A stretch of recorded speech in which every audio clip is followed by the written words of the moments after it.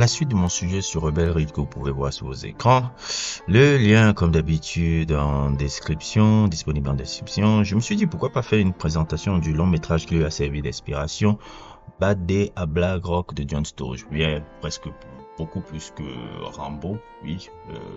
Quand tu regardes encore Bad Day à Black Rock de John Sturges, tu te rends compte que l'inspiration majeure un peu de Rebel Ridge, c'était vraiment ce film-là.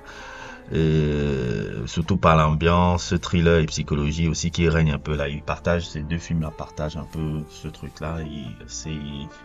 Il y a ce côté un peu très cérébral, un peu que ce film-là. Et je peux voir vraiment dans Rebel Ridge, le réalisateur de Rebel Ridge, comment il a puisé son inspiration là-dedans. Franchement, j'ai beaucoup aimé les films de John Sturges, hein, sans savoir que c'est lui qui les a réalisés à la base. Parce que quand tu regardes un peu The Great Escape, Gunfight à OK Corral, en passant par Les Mercenaires, et surtout son dernier qui est un peu qui n'est pas trop connu là. Avant je crois que c'était son dernier film tout court là, de Eagle Has Land avec, comment ça s'appelle, Michael Caine et tout. Sa filmographie, en fait, quand je regarde sa filmographie, elle est grande, elle est longue et tout, elle est très particulière. Sa filmographie met en exergue un propos sur la guerre et sur le racisme. En tout cas, c'est comme ça que je l'ai toujours perçu. Et c'est aussi très amusant de se rendre compte que la plupart des réalisateurs de cette époque n'étaient pas connus par rapport à leurs œuvres. Ça, c'est quelque chose que je remarque beaucoup. C'est-à-dire qu'il y a des réalisateurs de cette époque-là, en tout cas ceux qui sont entre les années 40 et 60, 50, 60, mais ils n'étaient pas populaires. Les réalisateurs n'étaient pas populaires, c'était plutôt les acteurs. Par exemple, quand tu penses au film Les 7 mercenaires et la grande évasion, ils sont très populaires, mais quand tu évoques le nom de John Sturges, celui qui les a réalisés, tu te dis, les gens disent c'est qui. Mais pourtant, il y a une certaine génération, tu leur parles de la Great Escape et les 7 mercenaires, ils savent exactement de quoi tu parles. Mais quand tu dis le nom de réalisateur, ça ne dit rien à personne. Je pourrais même faire le même exemple avec des mecs comme un peu Frank Capra, ou des gars comme Stanley Kramer. Frank Capra, par exemple, on connaît It's Wonderful Life, Stanley Kramer, Guess Who's Coming at Dinner, si je me souviens bien, avec Sidney Poitier. On connaît Sidney Poitier, on connaît James Stewart, mais les réalisateurs d'ailleurs on ne connaît pas. C'est quelque chose qui était beaucoup dans les années 40, 50, 60. Les acteurs étaient beaucoup plus en vogue que les réalisateurs. Voilà, comme vous l'avez vu, Brando devint Elia Kazan. Comment il s'appelle, James Dean avec Nicolas Harry. C'était comme ça. On connaissait plus James Dean que Nicolas Harry. On connaissait beaucoup plus Brando que Kazan. Mais ce n'est qu'à partir de la fin des années 60 que les réalisateurs deviennent des stars à part entière. Surtout avec la naissance du nouvel Hollywood représenté par les cocos que vous voyez apparaître sur votre écran. Vous voyez là Spielberg,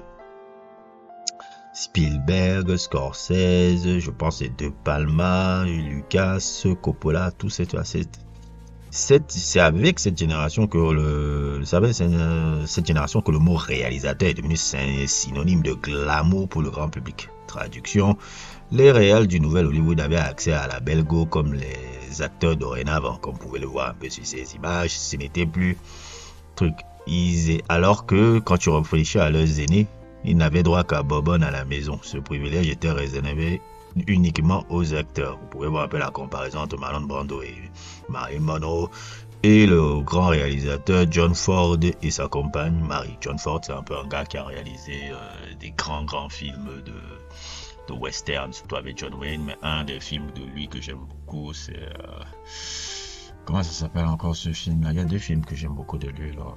La légende c'est comment ça s'appelle encore? Ah, on va dire Clémentine, et l'autre film là avec James Stewart et John Wayne là, je pense que c'était lui qui avait fait ça.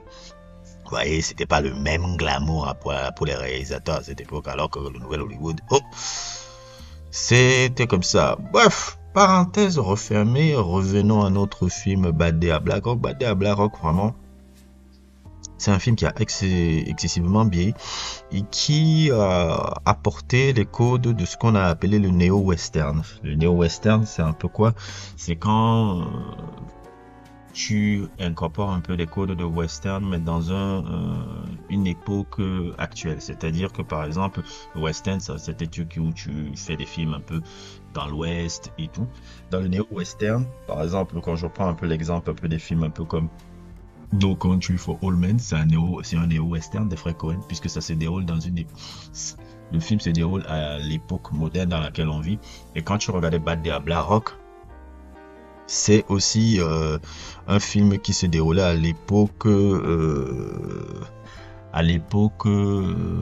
il était sorti. C'est-à-dire que quand tu vois le film, c'est à la même époque dans laquelle ils l'ont réalisé. Ils n'ont pas fait c'était dans l'Ouest passé ou quelque chose comme ça.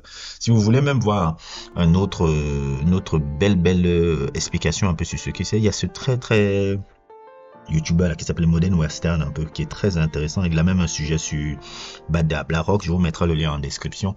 Il vous explique parfaitement un peu ce que c'est le néo-western. Et aussi dans les codes de néo-western, il y a les codes justement du western par les plans un peu le plan un peu sur le désert, ce truc qui rappelle le western, mais avec une dynamique de thriller. C'est-à-dire il y a une dynamique de thriller psychologique. Je dirais pas thriller, oui, thriller polar noir, voilà. C'est une dynamique de polar noir.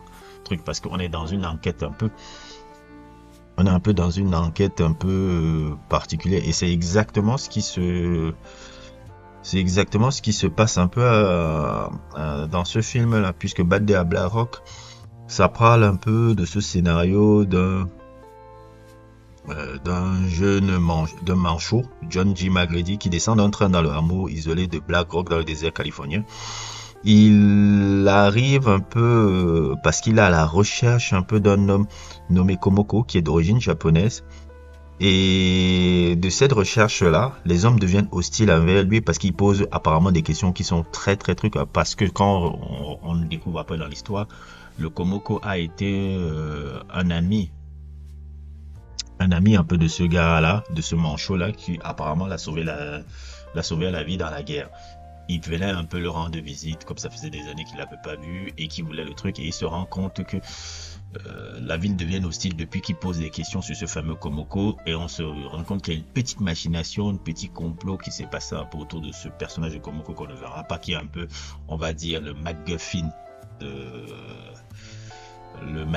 un peu du film. Le MacGuffin un peu, c'est quoi? C'est quand un élément est important pour le personnage, mais très désuet un peu pour les réalisateurs, un peu très désuet pour le public un peu. C'est un peu ça. Par exemple, je vais prendre un exemple, MacGuffin. C'est par exemple dans Titanic un peu le bijou là. C'est ça, c'est le contexte. L'importance du film, c'est le bijou. C'est parce que c'est le bijou qui crée le contexte du scénario et tout. Et alors que nous, le public, on s'en fout parce qu'on se concentre beaucoup plus sur la romance entre Rose et Jack, alors que quand tu regardes le contexte du film part du fait qu'il y a la recherche de ce bijou-là, c'est ça, c'est ce qu'on appelle un MacGuffin en général. Et c'est aussi exactement comment ça se passe aussi avec ce personnage, avec justement le contexte avec le personnage de Komoko qu'on ne voit pas. Et c'est magnifique, c'est vraiment magnifique ce film de Bad Day à Black Rock. Spencer Tracy, que j'ai découvert un peu dans quelques films, si je me rappelle bien, je l'avais découvert à Guess Who's Coming at Dinner, quelques films comme ça, qui était un acteur très génial aussi de son époque. Un peu, il y a plein de films que j'avais découvert à l'époque qu'il avait joué sans savoir que c'était lui. Je me suis rendu compte aussi de ça. Il est vraiment magnifique ce western là, et aussi il y a beaucoup de codes de films de samouraï, puisqu'on se rend compte même dans les plans, même dans le truc, puisque beaucoup plus que le western, et même l'ambiance un peu de ce film là rappelle un peu des films de samouraï, un peu de Kurosawa.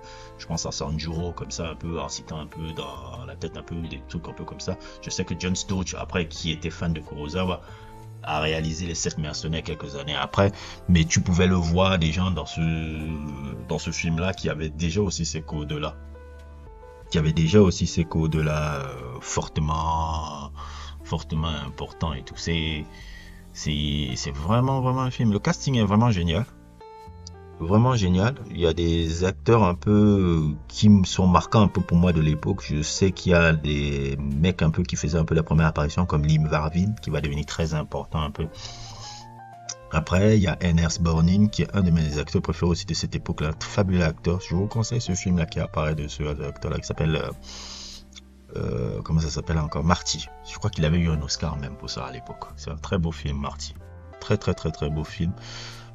Énormément de trucs. Une des actrices aussi pin-up de l'époque qui s'appelait Anne Francis aussi, qui était géniale aussi, celle de l'époque. Donc bref, une belle, euh, une belle brochette d'acteurs de l'époque, un scénario vraiment génial, qui est une adaptation d'un bouquin. J'ai jamais lu le bouquin, mais qui est une adaptation d'un bouquin aussi qui était sorti il y a quelques années. Et c'est quelque chose qui est, comme je vous ai dit, John Sturge, à travers ce film, il y a toujours le fond de la guerre et le fond du racisme. Le fond de la guerre et le fond du racisme. Comme un peu vous pouvez le voir dans La Grande Évasion, comme vous pouvez le voir dans, comment ça s'appelle encore, Eagle Land. Il y a toujours un drapeau sur la guerre et sur le racisme. Il y a toujours ça qui revient en tout cas dans la plupart des films que j'ai revus de lui. Et par exemple, même dans The Great Escape, ce qu'il il montrait dans The Great Escape, c'était comment des gars comment on appelle ça, de différents, un Américain, un Français, comment un Américain, un Français et beaucoup d'autres nationalités peuvent se réunir pour pouvoir s'en sortir ensemble. C'était un peu ça, un peu. Il y a toujours un propos sur le racisme et autres, parce que je pense que John Sturge, c'est quelqu'un qui n'aimait pas le racisme. Et comme aussi on était à une époque où il y avait un racisme très profond aussi avec les Asiatiques, c'est surtout ça que ça renvoie dans le film. Lui qui est un amoureux de la culture japonaise, c'est pour ça les films de Kurosawa l'ont rendu amoureuse de la culture japonaise de John Sturge là, puisqu'il en a adapté encore au risque de me répéter. Il y a toujours ce rapport là par rapport dans son cinéma, et dans Bad de Black Rock on peut le voir aussi, surtout vers la fin, sans vouloir spoiler et tout, surtout quand on découvre un peu que le personnage de Komoko, c'est qui est arrivé vraiment au personnage de Komoko, euh, et qu'est-ce qui a amené la venue vraiment de son ami après là. Et c'est un film que je vous recommande vraiment. Il a super bien vieilli. Le truc, il a servi d'inspiration forte à Rebel Ridge. Je me demande s'il a servi d'inspiration pour Rambo. En tout cas, il y a quelques similitudes par rapport à ça, même si Rambo aussi, ça vient d'un bouquin. Ça vient d'un bouquin aussi, mais je peux voir aussi que peut-être il y a dans Rambo aussi des... Comment on appelle ça? Il y a dans Rambo... il y a dans Rambo aussi des similitudes par rapport à ce film. En tout cas, je vous le recommande fortement. Ça a été une de mes reviews encore très intéressantes, un peu plus que quand j'ai fait le truc de rebellerie. Je me suis dit, ok, ça ressemble à Bad de la Black Rock. Est-ce que je ne vais pas encore le refaire pour faire un sujet pour ça et pour présenter un peu une nouvelle génération, un peu cette pépite-là qui est pas très connue hein, du grand public. Il avait eu un succès modeste. Bon, il avait fait 1 million, 1 million de... C'était... budget de 1 million pour 3 millions au box-office. Mais il est pour les aficionados de néo-western, un peu de code de néo-western, un peu, il est un peu plus que culte. C'est une œuvre majeure, même un peu de ça. On dit parfois même, je pense même que le néo-western est né de ce film-là. Et voilà, je voulais un peu vous le présenter après ma review sur Rebel Ridge. Je me disais, c'est bien un peu de accentuer et de pousser toujours à mes abonnés de regarder beaucoup plus loin que ce qu'ils voient. C'est un peu un truc que j'aime faire et c'est pour ça que j'aime créer cette page. Bref, n'hésitez pas à liker, n'hésitez pas à vous abonner et à plus pour d'autres aventures.